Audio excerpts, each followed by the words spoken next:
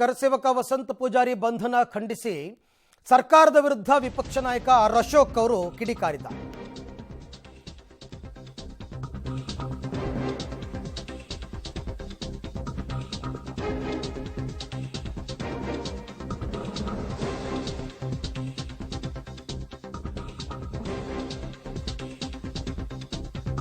ಶ್ರೀಕಾಂತ್ ಪೂಜಾರಿ ಮೇಲೆ 16 ಕೇಸು ಬಾಕಿ ಇದೆ ಅಂತ ಹಸಿ ಸುಳ್ಳು ಹೇಳಿದ್ರಲ್ಲ ಮುಖ್ಯಮಂತ್ರಿ ಸಿದ್ದರಾಮಯ್ಯನವರೇ, ನಿಮ್ಮನ್ನ ಆ ಪ್ರಭು ಶ್ರೀರಾಮ ಯಾವತ್ತಿಗೂ ಕ್ಷಮಿಸಲಾರ ಅಂತ ಆರ್ ಅಶೋಕ್ ಅವರು ಟ್ವೀಟ್ ಮಾಡಿದ್ದಾರೆ.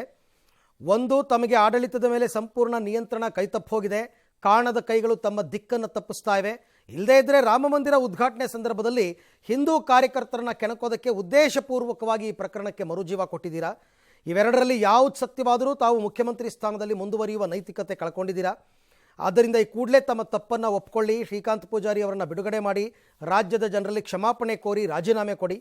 ರಾಜ್ಯದಲ್ಲಿ ಕಾನೂನು ಸುವ್ಯವಸ್ಥೆ ಕಾಪಾಡುವ ಉದ್ದೇಶದಿಂದ ಒಬ್ಬ ಸಮರ್ಥರಿಗೆ ಮುಖ್ಯಮಂತ್ರಿ ದಾರಿ ಮಾಡಿಕೊಡಿ ಅಂತೆಲ್ಲ ಅಶೋಕ್ ಅವರು ವಿವರವಾಗಿ ಸೋಷಿಯಲ್ ಮೀಡಿಯಾದಲ್ಲಿ ಬರ್ಕೊಂಡಿದ್ದಾರೆ. ಅಂದರೆ ಈಗ ಅವ್ರಿಗೆ ಗೊತ್ತಾಗಿರ್ತಕ್ಕಂಥದ್ದು ಇದು ಸುಳ್ಳು ಹೇಳಿಸಿದ್ರು ಅಂತ. ಈ ಬಗ್ಗೆ ಮತ್ತಷ್ಟು ಮಾಹಿತಿ ನನ್ನ ಕೊಲೀಗ್ ರವೀಶ್ ಅವರಿಂದ ಪಡ್ಕೊಳ್ತಾ ಹೋಗೋಣ. ರವೀಶ್, ಈ ಕರಸೇವಕ ಶ್ರೀಕಾಂತ್ ಪೂಜಾರಿ ಬಂಧನ ವಿಚಾರ ಒಂದು ರೀತಿಯಲ್ಲಿ ಬಿಜೆಪಿಯವರಿಗೆ ತುಂಬ ದೊಡ್ಡ ಅಸ್ತ್ರ ಸಿಕ್ಕಂತಾಯ್ತಾ ಅಂತ, ಎಲ್ಲೂ ಯಾವ ಅವಕಾಶಗಳನ್ನು ಕಳೆದುಕೊಳ್ಳದೇನೆ ಸರ್ಕಾರದ ವಿರುದ್ಧ ನಾಯಕರು ಮುಗಿಬೀಳ್ತಾ ಇದ್ದಾರೆ. ಅರವಿಂದ್, ಖಂಡಿತವಾಗಿ ಕೂಡ ಬಿಜೆಪಿ ಇದನ್ನ ಒಂದ್ ರೀತಿಯಲ್ಲಿ ದೊಡ್ಡ ಮಟ್ಟದಲ್ಲಿ ಬಳಸ್ಕೊಳ್ತಾ ಇದೆ. ಯಾಕೆಂದ್ರೆ ಅಂದು ಹುಬ್ಬಳ್ಳಿಯ ಪ್ರಕರಣದಿಂದಾಗಿಯೇ ಬಿಜೆಪಿ ಒಂದ್ ರೀತಿಯಲ್ಲಿ ರಾಷ್ಟ್ರಾದ್ಯಂತ ಒಂದ್ ರೀತಿ ಸಕ್ರಿಯತೆಯಾಗಿ ಬೆಳೆಯೋದಕ್ಕೆ ಕಾರಣ ಆಯ್ತು, ಅದೇ ಅಡಿಪಾಯ ಆಯ್ತು ಅನ್ನೋ ರಾಜಕೀಯ ಚರ್ಚೆಗಳು ಇರುವ ಬೆನ್ನಲ್ಲೇ ಈಗಲೂ ಕೂಡ ಒಂದ್ ರೀತಿಯಲ್ಲಿ ಹುಬ್ಬಳ್ಳಿಯಿಂದಲೇ ಈ ಪ್ರಕರಣ ಬಂದಿರತಕ್ಕಂತ ಹಿನ್ನೆಲೆಯಲ್ಲಿ ಇದನ್ನೇ ಕೂಡ ಅಸ್ತ್ರವನ್ನಾಗಿ ಬಳಕೆ ಮಾಡ್ಕೊಳ್ತಾ ಇದ್ದಾರೆ.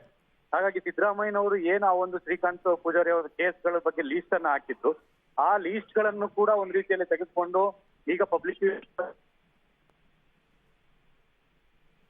ಓಕೆ ರವೀಶ್, ಧನ್ಯವಾದ. ನನಗೆ ನಿಮ್ಮ ಧ್ವನಿ ಸರಿಯಾಗಿ ಕೇಳಿಸ್ತಾ ಇಲ್ಲ, ಥ್ಯಾಂಕ್ ಯು. ಬಿ ಜೆ ಪಿಗಂತೂ ಇದು ನಿಜಕ್ಕೂ ಕೂಡ ಚುನಾವಣೆ ಸಂದರ್ಭದಲ್ಲಿ ಸಿಕ್ಕಿರುವಂತಹ ಒಂದು ದೊಡ್ಡ ಅಸ್ತ್ರ.